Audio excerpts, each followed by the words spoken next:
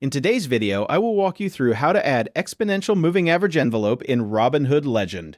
First, go to Robinhood Legend and make sure you are on the main chart screen where your tools and indicators are available. Once you are on the platform, move your attention to the upper right-hand corner of the screen. Just below the Add Widget option, locate the Indicators icon. When you find the Indicators icon, click on it to open the Indicators menu. Inside the menu, select Add Indicator to continue.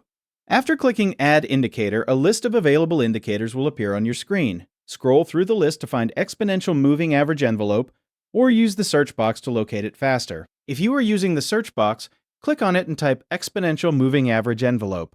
When the indicator appears in the results, click on it to add it to your chart. Once selected, the Exponential Moving Average Envelope will automatically be applied to your chart view.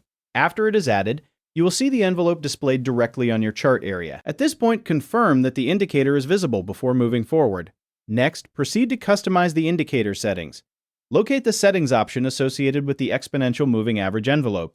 Click on Settings to open the customization panel. Inside the Settings menu, review the available configuration options for the indicator. Make any adjustments you need based on your preferred chart setup. You can modify the visual appearance and other available settings shown in the panel. Once you are finished making changes, close the Settings panel to apply the updated configuration. The Exponential Moving Average Envelope will remain active on your chart with your selected settings applied.